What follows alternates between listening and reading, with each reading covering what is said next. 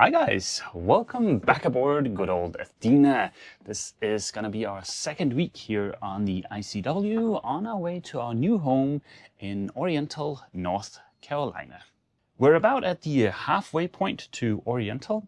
After a whole week spent here on the ICW, we're definitely not experts, but we have picked up a few useful tips and tricks that we'll attempt to share with you guys.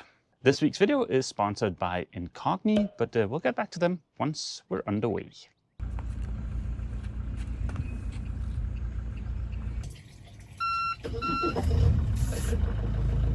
I just want to say what a lovely time we had at Isle of Hope Marina. From the minute we got in, the staff were extremely helpful in helping us tie up the current. And yeah, just all the staff, they were just so nice. And not to mention, there is a marina car, which is a luxury we have never experienced before. No, and what Ava means by marina car, it's actually two cars, and it's cars that once you have your boat there, right, you can just use those cars. You can book them for a couple of hours, no charge to go to get groceries or go see some sights or whatever. It's really nice because there's also a ton of shopping around if you need to do provisioning. There's a Walmart and Sam's Club, like a 5-minute drive from the marina. And a little bit further, there's a Sam's Club, there's a Target. There's pretty much everything you could need to provision. So I think it's a really good stop for the marina and for whatever you could possibly need. The astute viewer might have noticed our somewhat odd steering setup here. This is a remote control for our autopilot, and that's how I'm steering the boat. We have the autopilot set to heading hold, which means it's just holding a steady heading. And then by clicking these buttons here, I can either go 1 degree or I can go 10 degrees per click. It's super convenient. We've actually been sailing around with this remote since we left Denmark, but we haven't really used it much for ocean sailing because you just kind of set a heading and you hold that heading for a really, really long time. Here in like the windy ICW, being able to control the boat without having to manually steer it and do constant inputs is a really big help. I was against the remote when we first pulled it out. I was like, no way. The first day and a half, yeah. I was hand steering. I just felt like I had more control over the boat.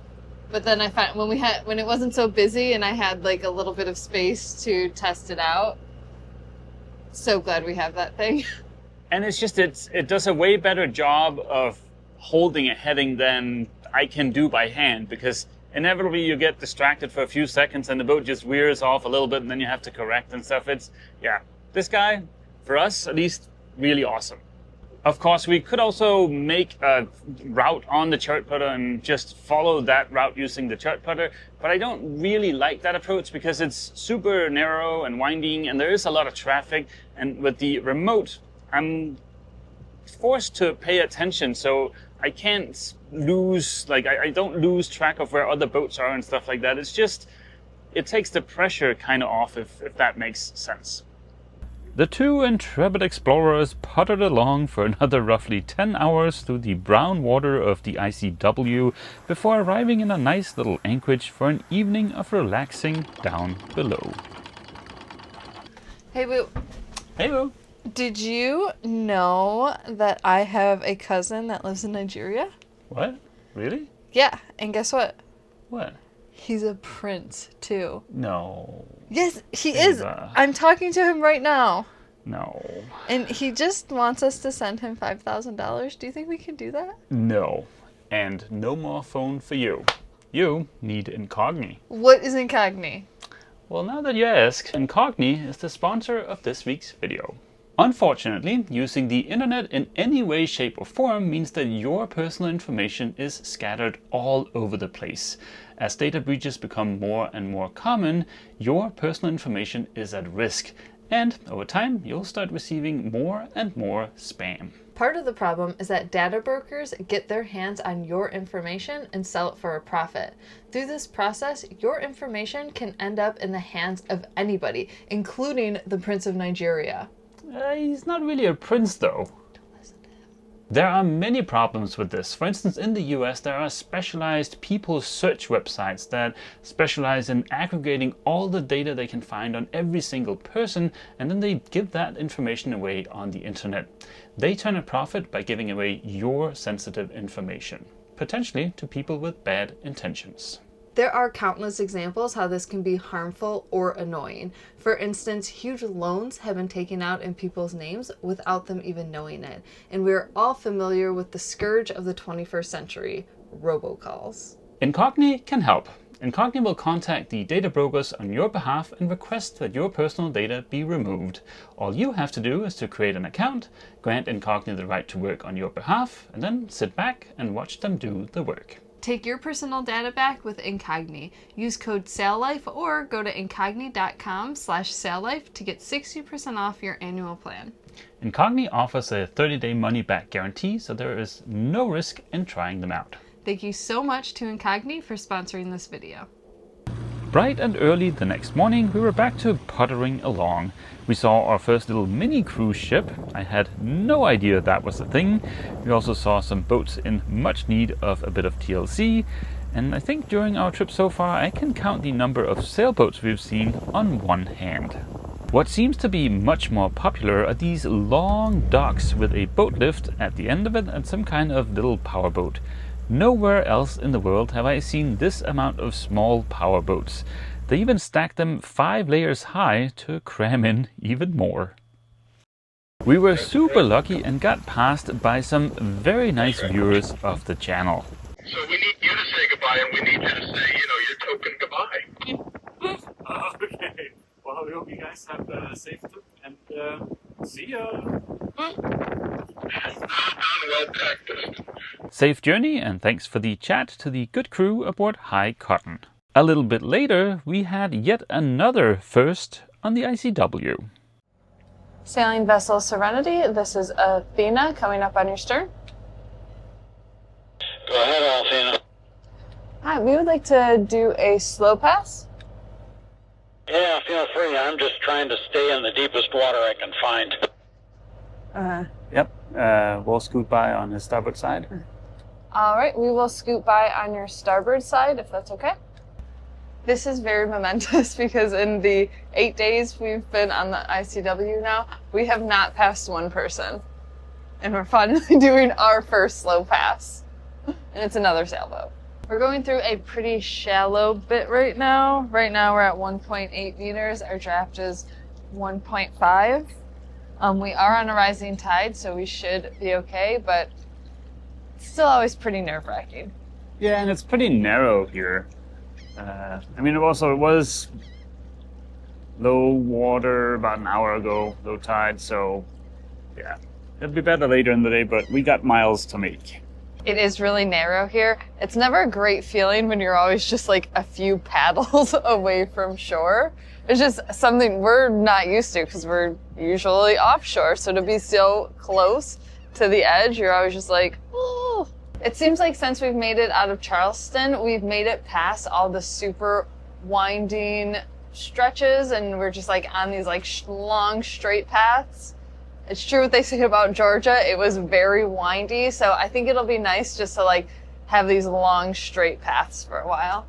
Counterpoint, I kind of miss Georgia because those windy bits, I thought those were really beautiful and I thought they were really interesting. Not great for fast progress, but really beautiful. Yeah, I will give you, it was really beautiful. This morning when I was preparing our daily bob track, which we'll get back to those later in the video, I did the math, and the entire stretch from Titusville to Oriental, North Carolina is 980 miles. That is quite a bit of miles. If we'd gone direct offshore from Cape Canaveral to Oriental, it would have been something like 430 miles. So yeah, doing the ICW is definitely a lot slower. So why are we doing the ICW instead of doing a 3 or 4 day offshore jump? Well, there are multiple reasons for that. One of them is the fact that we will have to do this in the catamaran. So it's kind of nice to have a bit of a warm up because we've never done the ICW before. Another reason is the fact that I'm in the process of getting a green card, and up until I think it was a few days ago, like it was about 3 or 4 days after we had left, I hadn't gotten my travel authorization yet, so I wasn't technically allowed to leave the US. There was some debate as to whether or not doing an offshore jump from Cape Canaveral to North Carolina actually counts as leaving the US, but well, my thinking was it's better just not to push the envelope, just pick a nice and safe alternative. And last but not least, both Ava and I have always wanted to do the ICW. I mean, do it twice in 2 months? I don't know. Would it be crazy? Maybe. We're probably going to be crazy by the end of the second trip. Yeah, maybe 2 times is too much. We'll see. We experienced many fun things on the ICW, including the most rickety bridge I have ever seen. It is a floating swing bridge. That's not that unusual, but this one seems to be powered by a pontoon boat. They must be doing some kind of maintenance or repairs. We woke up early this morning. We really wanted to get some miles under our belt. Just put the pedal to the metal and keep chugging along. We had a wonderful morning, beautiful sunrise. The lake scenery around here is so beautiful, just lovely morning. And then Mads noticed some white smoke coming out of the exhaust. Yeah, just a little bit of white smoke. So yeah, we're gonna pull over at an anchorage just a little bit ahead of us, just to double check everything on the engine, and we'll see if it's something we can do something about now, or if we'll have to wait until we get to Oriental. And this is such a great example of you can make all the plans that you want and have the best of intentions, but something's bound to come up, especially with boats.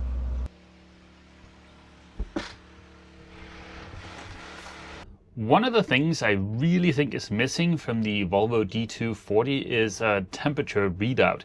Now, back in our early days of cruising, our MDI box died, so I built this doomsday box, which allows us to monitor oil pressure and temperature, even if the Volvo MDI box dies. And as a part of that, I mounted a little thermometer up here. The box has worked really well. Unfortunately, some of the segments here in the display have died, so I think right now it's 63.8 degrees Celsius. Now that the engine has had a chance to cool down a little bit, we can check the coolant level, and we can also check the sea strainer just to make sure that there's no junk in there. I see absolutely no junk in the sea strainer, so we're good on that front.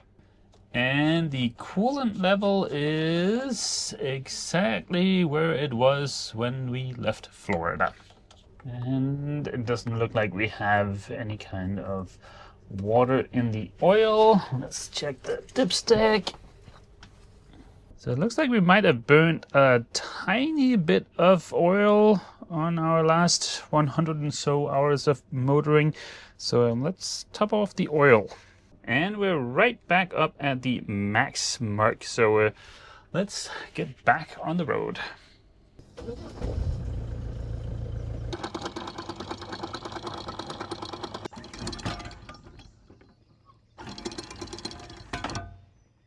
So the good news is it doesn't look like we're losing any coolant, and there's no sign of water in the oil.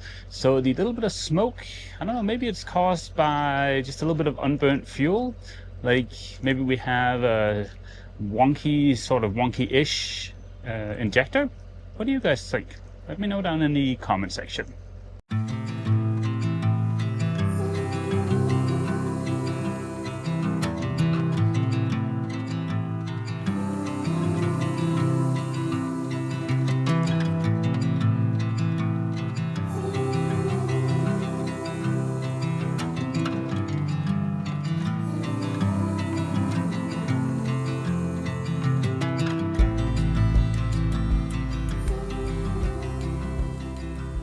I was just looking down at my phone and I heard a bird and I was like, oh my gosh, is there like a bird on the boat? And then I looked up and no, we're just like so close to the shore right now. We just found out that we are in the Waca Wildlife Refuge. Sorry if I'm not saying that correctly, but it is really beautiful here. It is gorgeous, and I mean, it kind of feels like we're motoring up the Amazon or something. It's freaking gorgeous. And very shortly, we are going to be 10 miles inland. I don't know if it's 10 miles, but it's pretty close. It's the furthest inland we're gonna go on the ICW, I think. Alas, nothing lasts forever, and immediately after crossing under this bridge, we were back in civilization with all its pros and cons. The astute viewer might notice the Danish flag off at a distance. That was another pair of amazingly nice long-time viewers that had come out to wave. Sadly, Captain Dum-Dum fumbled the record button and was a bit late to the party. After, what is it, almost 900 miles of ICW puttering along, we are finally, almost at our destination. About 17 miles that way is Marinecraft.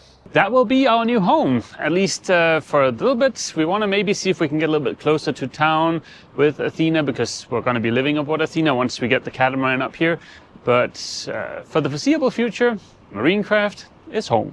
Today it is exactly 13 days since we left Cape Canaveral, so 13 days of ICW. Yep, I think that's shorter than what we thought it was going to be. I thought it was going to be about 2 weeks, two and a half weeks maybe, but yeah. 13 days. Some days it felt a lot longer than 2 weeks. We had some long days, yeah. But I think in general, I loved the ICW. Mm. Yeah, I think it was... I'm definitely an ICW girl. Well, it's I liked the ICW mainly because of all the different nature we got to see. Yeah, that was really cool. Yeah. Yeah. Happily do it again. Yeah, and I think that's why I liked it too. It's because like there's like constantly things to look at and do, and you have to be navigating the entire time, so it makes the days go by a lot faster than like when we're doing a coastal or offshore passage. Those days seem really long. Yeah, the offshore ones can be a bit long. Yeah. But this is definitely a lot more fun. It's like, I feel like it's more like road trip feeling. You will become very well versed in talking on the radio. Yeah, not necessarily talking correctly on the radio, but talking on the radio. See, I think as long as everybody gets their point across, then... Yeah, it's fine. No, it's I know fine. people are very like nitpicky about how you talk on the radio, and I try, but I just feel like when like Mads knows I'll practice, and then as soon as I get on the radio, I just say the completely wrong thing. But we haven't had any issues. The point gets across, and I think that's the most important. This is my impression of boaters on the ICW, on the VHF. Big Daddy to SV Athena. Yeah, I'd like to request a slow pass cap. I love to say cap. And this is the impression of myself on the radio, okay? I got this. SV Athena. That's the name of our boat. Hi, this is Athena. I can't even remember the name of our boat. And this is my impression of Mads. Hi guys, this is SV Athena requesting a slow pass. See you. Okay. And then the other boaters are like, wow, we love you so much. You talk so clearly and calmly. We love you. No. Just in general, the radio has been like a big center of entertainment. Like the drama, the like other boaters, like, oh, do not chit chat on 16. They do not like that. No, with good reason. Yeah, not that that's something that I did. It's just funny to hear the boaters yelling at Get the off other 16. boaters. Yeah. Or just like if someone passes without requesting a slow pass and the like... Jackass! Yeah. That's been very fun. We are about 11 miles away from Marinecraft, so out of this little narrow bit, quick jump across this, I guess this would be an estuary, I don't know, And then our final destination is gonna be somewhere right around here. And just like that, Athena has made it to Marinecraft near Oriental in North Carolina. We are truly out in the middle of nowhere here. I love it. This is so much more my speed. Besides being nice and remote and nature-like, which I love, there's another big upside to Marinecraft, and that's the fact that they are the North American hub for Antares, including Tilia here behind me, which Ava and I stayed aboard during the boat show in Annapolis. I think right now there's 7 or 8 Antares boats here. This was step number 1 in the million-step plan of us moving permanently to North Carolina. We now have Athena here, but of course we need to repeat that whole process for the catamaran, and add to that for the catamaran we need to get a survey so we can get liability insurance. We need to fix a bunch of things before the boat is actually ready to go in the water. We also need to actually transport the boat from the yard to the water, which is going to be a big deal. I think it's going to be daunting. Daunting because for a lot of those steps we are going to be dependent on other people, like for instance the survey, the insurance, and also just getting the boat from the yard to the water. We are wholly dependent on other people. And keep in mind we're on a pretty tight schedule because Ava has to leave again by July 1st, so we need to leave Florida no later than the middle of June if we want to bring her up here to North Carolina together. And speaking of that trip, it's not going to be the same luxurious experience we had bringing Athena up. We won't have any of the same luxuries aboard the catamaran. Like, we don't have pressurized water, we don't even have hot water. There's going to be a certain aspect of camping to that trip. What will almost be identical is going to be our navigation setup. This is our little 7-inch chart plotter. I'm going to bring this back so we can use it on the catamaran for the trip up, because it is far too early for us to buy chart plotters for the catamaran. On the chart plotter we already have the bob tracks loaded, so we can follow those, and we also have aqua maps here on my phone. You can see the blue line there, that's the bob track, and also if we zoom in here you can see the US Corps of Engineers, I think it is. They do surveys of the ICW, and that gives you these nice colors here where you can see how shallow it is, which is super useful in certain areas. An example of that is this guy right here. That's called Hellgate, and you can see there's a lot of red, which as often is bad news. Some of those depth surveys are getting a bit old, so they're not super reliable. We have found the bob track to be super reliable though, and I'll include a link for that down in the description in case you're going to be wandering out on the ICW. Tomorrow we fly back to Florida, and then we gotta start the hectic process of attempting to get the catamaran ready. We need to install all the through hulls, we need to get the diesel tanks installed, we need to do all the fuel plumbing, all the raw water plumbing, we need to do push-pull cables for the engines and the gearbox, wiring harnesses for the engines, some kind of sleeping arrangement. It would be awesome if we could install a head also, basic DC system. There is an almost endless list. The next 3 weeks are going to be hectic. So after 2 weeks of puttering along on the ICW, I hope you guys are ready for a bunch of DIY content again. That's going to be the end of this week's video. As always, feel free to leave a comment down below, and don't forget, if you've enjoyed this video, please remember to leave a like. See you! And before we forget, thank you so much to Incogni for sponsoring this week's video.